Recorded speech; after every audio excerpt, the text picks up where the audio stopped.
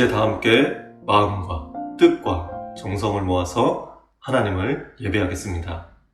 그럼 먼저 사도신경으로 우리들의 신앙을 고백합니다. 나는 전능하신 아버지 하나님, 천지의 창조주를 믿습니다. 나는 그의 유일하신 아들, 우리 주 예수 그리스도를 믿습니다. 그는 성령으로 잉태되어 동정녀 마리아에게서 나시고 본디오 빌라도에게 고난을 받아 십자가에 못 박혀 죽으시고 장사된 지 사흘 만에 죽은 자 가운데서 다시 살아나셨으며 하늘에 오르시어 전능하신 아버지 하나님 우편에 앉아 계시다가 거기로부터 살아있는 자와 죽은 자를 심판하러 오십니다. 나는 성령을 믿으며 거룩한 공교회와 성도의 교제와 죄를 용서받는 것과 몸의 부활과 영생을 믿습니다. 아멘. 이 시간에는 우리 찬양으로 하나님께 영광 돌리도록 하겠습니다.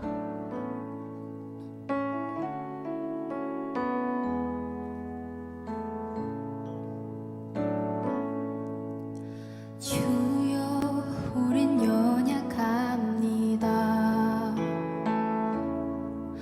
우린 오늘을 힘겨워합니다.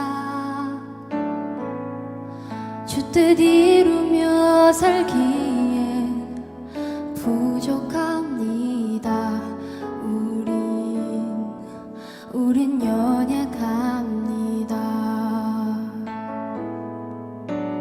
주여 우린 넘어집니다.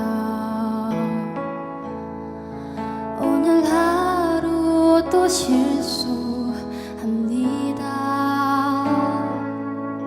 주의 긍휼을 구하는 죄인입니다. 우린 주만 바라봅니다. 한없는 주님의 은혜 온 세상 위에 넘칩니다. 가리지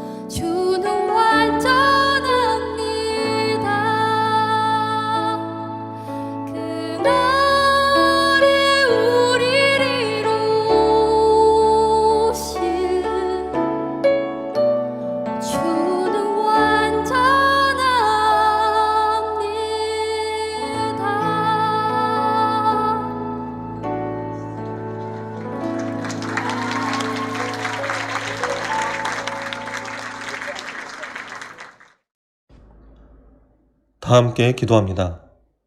사랑과 은혜가 많으신 하나님, 오늘도 우리는 각자의 자리에서 주님께 예배드립니다.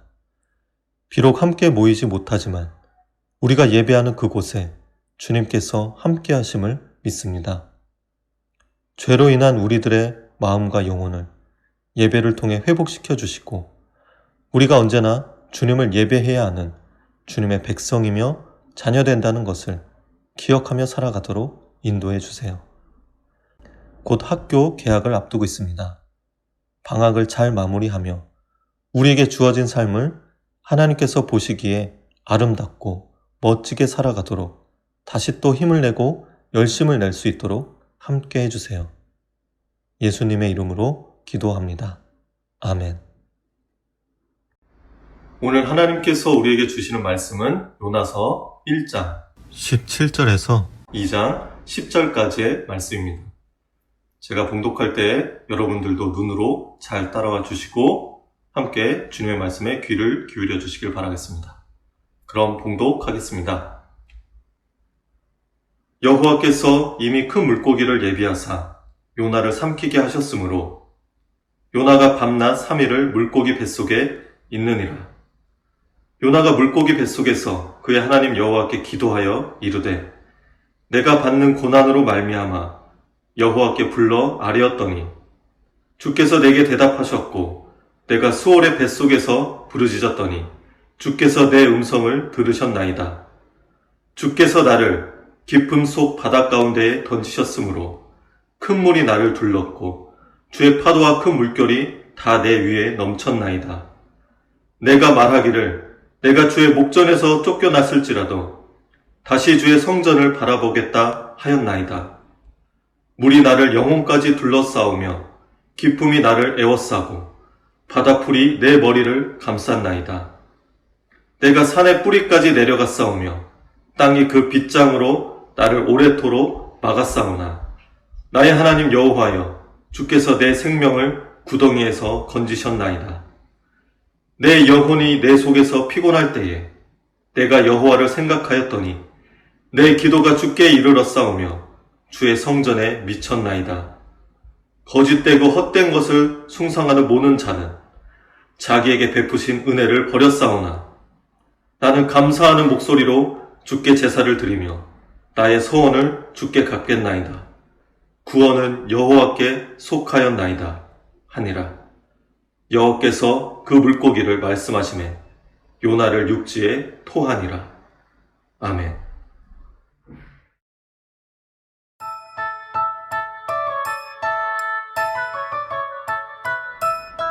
요나는 호세아와 같이 여로보암 2세가 북이스라엘을 다스리고 있었을 때 그때 하나님께서 세우신 선지자입니다.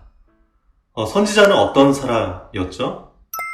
하나님과 백성 사이를 중재하는 중재자의 역할을 하는 사람이 선지자였습니다. 그렇기 때문에 하나님의 마음을 누구보다 가장 잘 아는 사람이 바로 선지자였고 하나님의 뜻을 세워가고 또 때론 죄악의 길로 가고 있다면 하나님의 그 경고의 메시지를 전하여서 죄악된 길에서 회개하여 돌아올 수 있도록 하는 것이 선지자의 역할이었습니다. 그래서 호세아 선지자는 보통 사람이라면 이해하기 힘든 그러한 조건의 결혼을 하나님의 뜻에 따라 순종하여서 결혼하였고 그렇게 자신의 삶 전체를 하나님의 메신저가 되는 도구로 사용하였습니다. 그런데 오늘 우리가 살펴볼 이 요나 선지자는 이러한 하나님의 선지자다운 모습이 전혀 보이지가 않습니다. 오히려 하나님의 뜻을 거스르고 이러한 하나님의 메시지를 전하기 싫다며 화를 내기까지 하는 그런 모습을 보이고 있습니다. 어느 날 하나님께서 요나에게 말씀하십니다. 너는 큰 성읍 니느웨로 가서 그들의 죄악이 가득해서 내 앞까지 이르렀음을 알려라. 선지자에게 내려진 하나님의 말씀이며 뜻이었습니다. 원래대로라면 요나는 순종하여 니느웨로 가야 했습니다. 그러나 요나는 니느웨로 가지 않고 오히려 하나님을 피해 다시스로 가는 배를 탑니다. 그러나 하나님께서는 이런 요나를 끝까지 붙드시고 놓지 않으셨습니다. 하나님께서는 큰 풍랑을 일어나게 하셨습니다. 사람들은 저마다 자신이 믿는 신을 부르고 물건을 바다에 던지며 이 일이 누구 때문인지 제비를 뽑아보자고 했습니다. 그 결과 요나가 뽑혔고 결국 요나는 사람들에 의해 바다에 던져지게 됩니다. 요나는 이 일이 하나님을 피한 자신 때문이라는 것을 알았습니다. 요나는 그렇게 죽음을 각오하고 사람들에게 자신을 바다에 던지라고 합니다. 하나님을 피해 달아나는 자신에게 하나님께서 이렇게까지 하신 것을 본다면 하나님의 말씀에 순종할 법도 할 텐데 요나는 차라리 죽는 것을 선택할 만큼 하나님의 뜻을 따르기 싫었던 것입니다. 요나는 왜 이토록 하나님의 뜻을 따르는 것이 싫었던 것일까요? 니느웨는 아수르라는 나라의 수도였고 아수르는 그 당시 강력한 제국을 형성하고 있었습니다. 그리고 그 세력을 계속해서 확장하면서 주변 나라들에게 위험을 주는 그런 포악한 나라였습니다. 이 이스라엘도 다른 나라들과 함께 이 아수르로부터 위협을 받고 있었고 또 그 아수르에게 조공을 바치기까지 하는 그러한 실정에 놓여 있었던 상태였죠.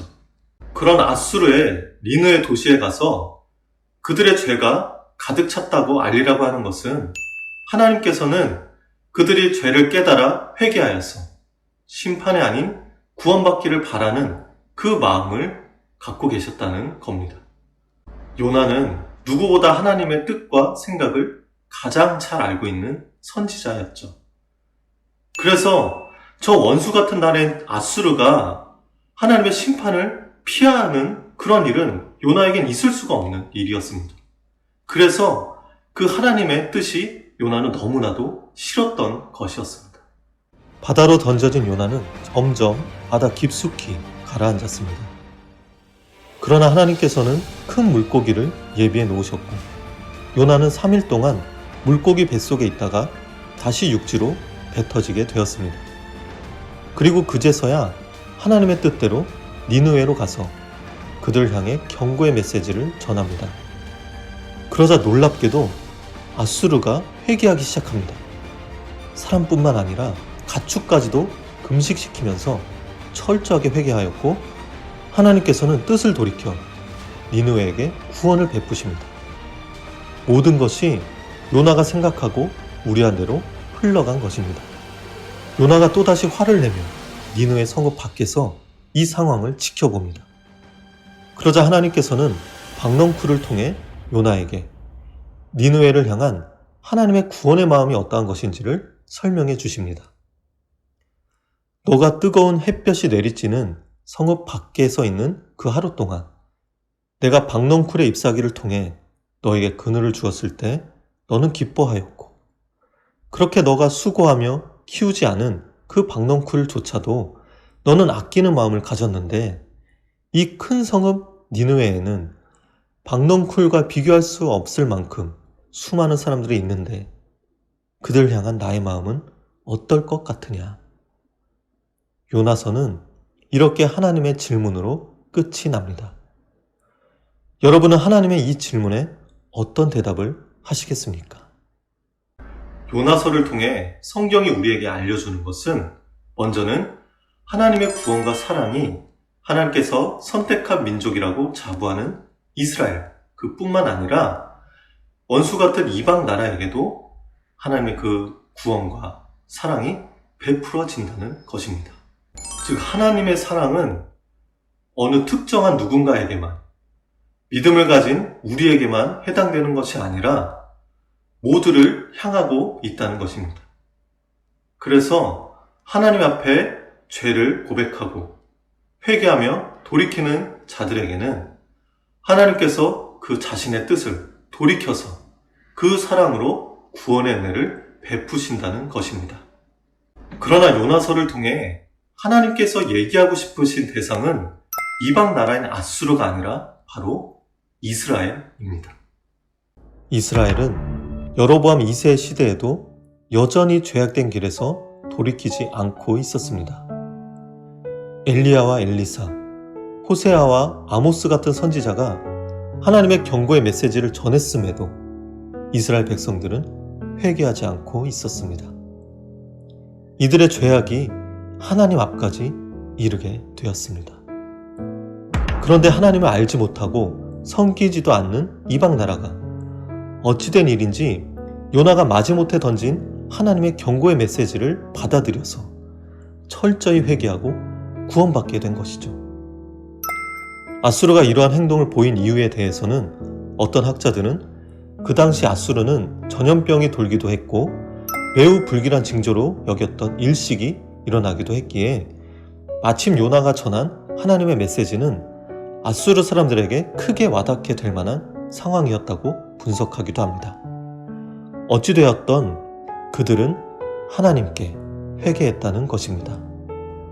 이방 나라도 자신의 죄를 뉘우치고 회개하는데 나의 백성이 되는 너희들은 왜 회개하지 않느냐? 선지자를 통해 계속해서 나의 메시지를 전하고 있는데도 너희는 왜 그들의 말을 마음에 새기지 않느냐? 너희가 회개하여 죄악된 길에서 돌이킨다면 나는 너희를 용서하고 구원의 은혜를 베풀 것인데 내가 얼마나 더 기다려야 하느냐? 아수르의 회개와 구원은 이스라엘을 향하여 전하는 하나님의 메시지였습니다. 그리고 이러한 이스라엘의 죄악된 모습에 중심에 서 있는 사람이 바로 요나입니다. 하나님을 가장 잘 안다고 하는 선지자마저 하나님의 뜻을 따르지 않는 모습을 보이고 있는 것이죠. 하나님께서는 박넝쿨을 통해 요나가 보인 모습이 옳지 못함을 알려주시고 지금 이스라엘의 모습이 너의 모습이며 너와 함께 나의 백성이 되는 이스라엘이 회개하여 나에게로 돌아와야 함을 하나님께서는 알려주시고 있는 것입니다. 이사야부터 시작해서 말라기까지 이르는 이 책들을 우리는 예언서라고 부릅니다. 그리고 이 책의 제목은 모두 선지자의 이름으로 붙여졌습니다. 이 선지자들은 모두 분열 왕국 시대에 활동했던 선지자들입니다. 죄악된 길로 가는 하나님의 백성들을 향해 하나님께서는 선지자를 세우시고 경고의 메시지를 전하고 선지자는 하나님의 말씀을 받아 이 백성들이 죄를 뉘우치고 회개하여 하나님께 돌아오라고 외치고 있습니다. 하지만 알다시피 이스라엘은 남과 북이 모두 멸망하게 됩니다. 우리가 예언서를 읽다 보면은 이러한 선지자들의 외침이 하나님의 심판에 그 초점이 맞춰져 있는 것 같은 느낌이 듭니다. 그러나 그렇지 않습니다.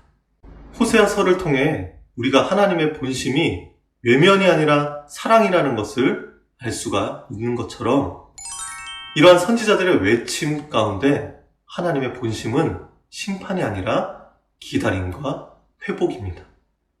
너희가 계속해서 내 말을 안 듣고 그렇게 죄악된 길로 가게 되면 심판을 받게 될 것이지만 나는 그것을 원하는 것이 아니라 내가 바라는 것은 너희가 죄를 깨닫고 회개하여서 다시 나에게로 돌아오기를 기다리고 있다는 것입니다. 그래서 하나님께 불순종하는 이 요나가 탄 배가 풍랑에 부서지고 침몰된 것이 아니라 거의 깨지게 된, 완전히 부서지진 않은 것이고 이 요나의 불순종의 대가로 요나는 바다에 던져졌지만 하나님께서는 큰 물고기를 예비해 두신 것입니다.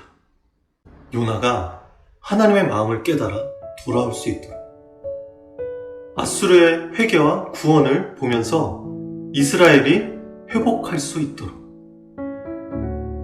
하나님과 멀어진 우리가 다시 하나님과 가까워질 수 있도록 하나님께서는 기다리십니다. 예수님께서 말씀하셨습니다. 악하고 음란한 세대가 표적을 구하나 선지자 요나의 표적밖에는 보일 표적이 없느니라.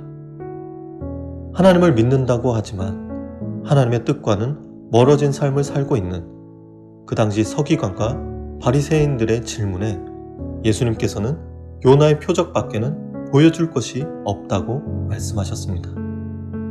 물론 이것은 요나가 물고기 뱃속에서 3일을 보내고 다시 육지로 뱉어졌듯이 예수님께서 십자가를 지시고 죽임을 당하시고 3일 만에 부활하실 것을 예표하기도 하지만 예수님께서 십자가를 지신 이유는 하나님을 믿는다고 하면서도 하나님의 뜻에서 멀어져 살아가고 있는 바로 너희들의 구원과 회복을 위해서라는 것을 말하고 싶으셨던 건 아닐까요?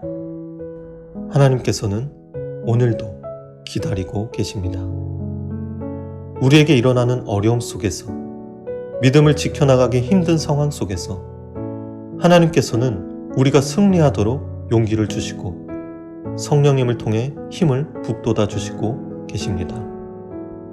요나의 모습처럼 하나님께 불순종하는 모습과 하나님께로 돌아오지 않는 이스라엘의 백성들과 같은 모습이 우리에게도 있지만 하나님께서는 우리를 향한 심판이 아니라 회복하시고 구원하시기 위해 우리를 기다리고 계십니다.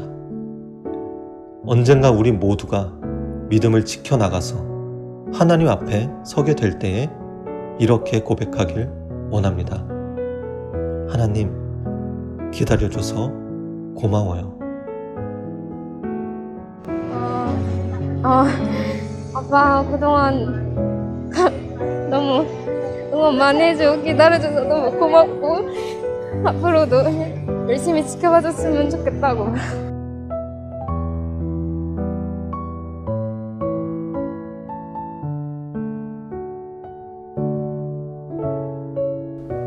함께 기도하겠습니다.